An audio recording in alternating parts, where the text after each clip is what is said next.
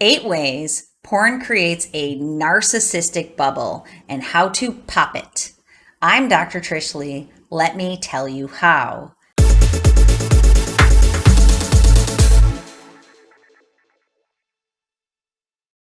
In this video, we are going to think about 3 things: how pornography consumption creates a narcissistic bubble, and what is it? Secondly, I'm going to tell you what happens in your brain when you're caught in this narcissistic bubble. Then third, I'm going to share with you your brain tip strategy so that you can pop the bubble, get out, and get back to thriving in your life. Okay, so what do I mean by narcissistic bubble? Narcissism is when a person thinks the world revolves around them and that the world, in fact, is here for your pleasure so that you can take from it without necessarily having to give back to it.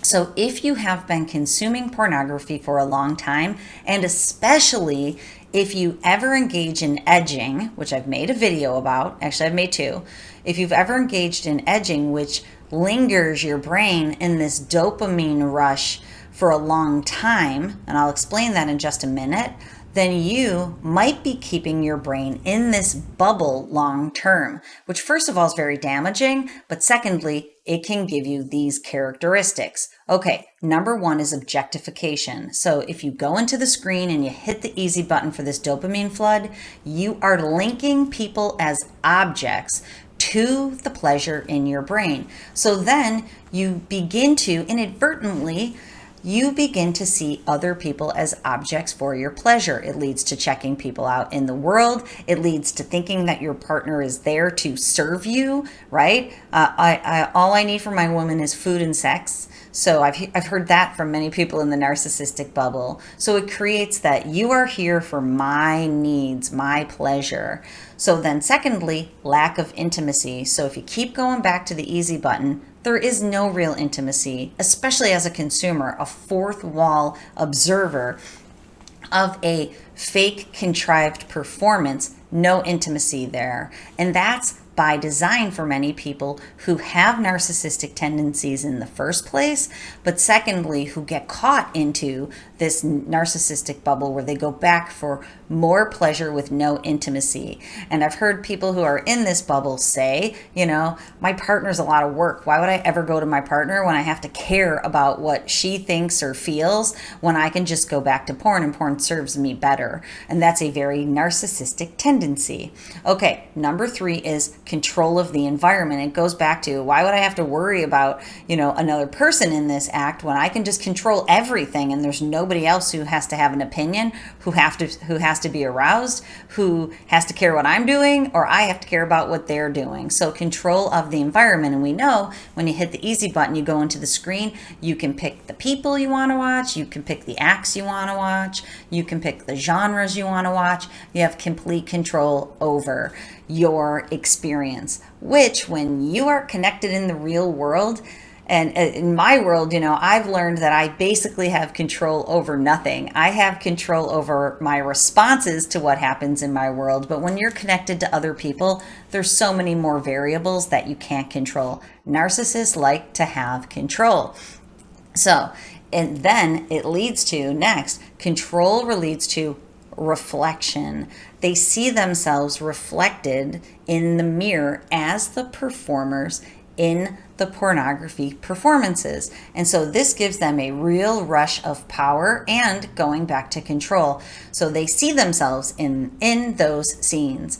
And that is a distorted reality because first of all, it's fake. And secondly, that is not you. But it gives the narcissist, especially a person who's caught in this bubble, the feelings of power and control that come from being in the bubble.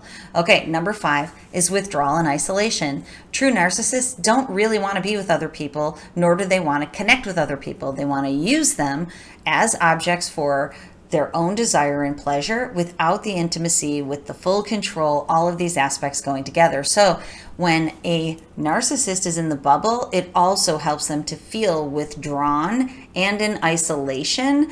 And if you are edging, what that does for you is when you go back to the world and now you're at work. So if you've let me explain edging for 1 second. If you consume pornography on Monday for a half hour and then Monday afternoon without reaching orgasm, but then you go back Tuesday and you watch some more, you're letting your brain linger in the dopamine flood, which creates the bubble more and more and more. Wednesday you watch, bubble's getting bigger. Thursday, Friday, so when you go across days or hours, you're letting your brain linger in this space, creating the bubble, which then when you go to work and there's people there, you don't want to have to deal with people. You can create this bubble that puts you in your own little world within the world, and it can create this feeling of safety, but unfortunately it's damaging your brain significantly, and it's terrible for you because our lives are meant to be ones of connection and ones of intimacy, ones of pleasure, ones of happiness and joy. So that is not involved in the narcissistic bubble. Okay, number 6 is that there's total compliance. There's no challenge within hitting the easy button. You can make people comply to you by choosing the actors or the performers, by choosing the scenes. So going back to total control, that's also total compliance. So if you tell your partner you want them to do something and your partner's like, I don't think so, dude, then there's not compliance, and that challenges the narcissist.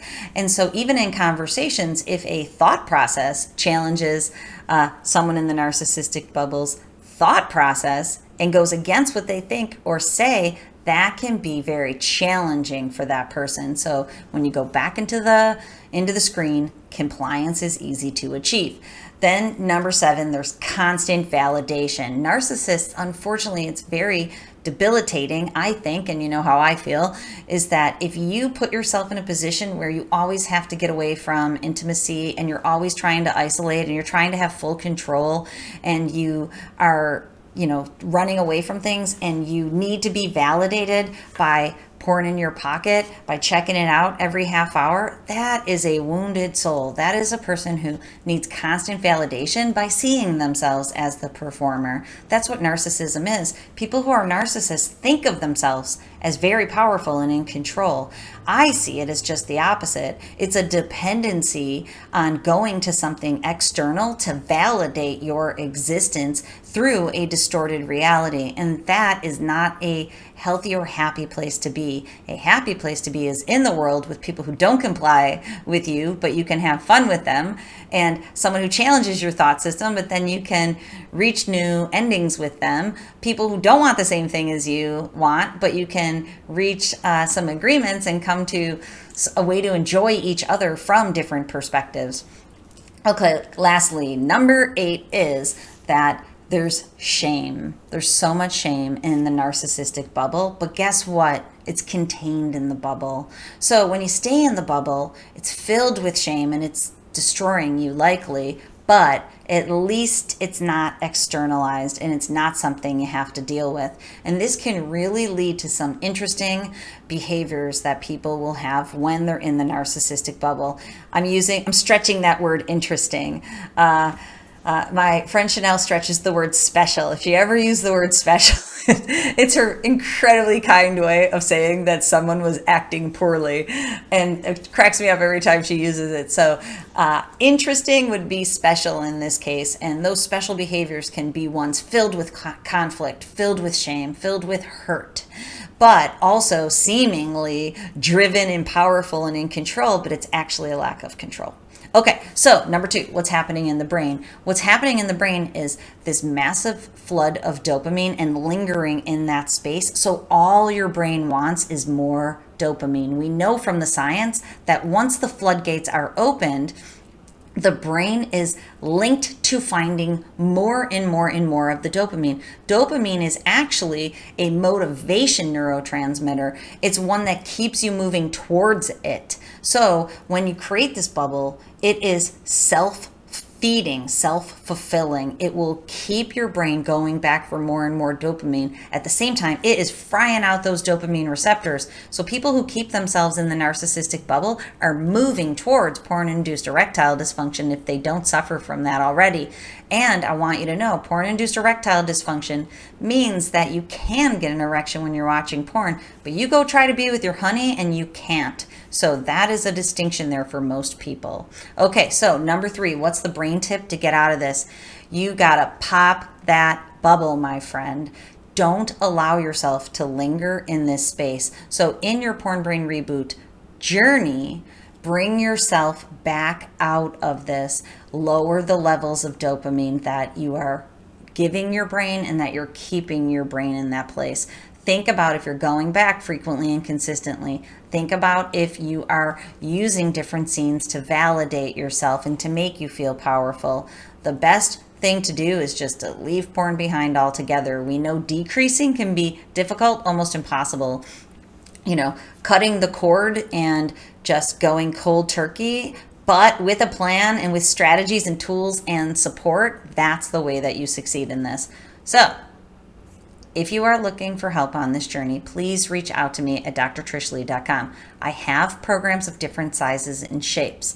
Go check them out. If you're not ready for a program, stay here on this channel. Subscribe, get the notifications. I put out a lot of new videos. They always have information, which is knowledge, and an action step. It's called integration theory, and it's proven to work to help you leave porn behind. Okay, so go check out the programs, and as always, control your brain or it'll control you.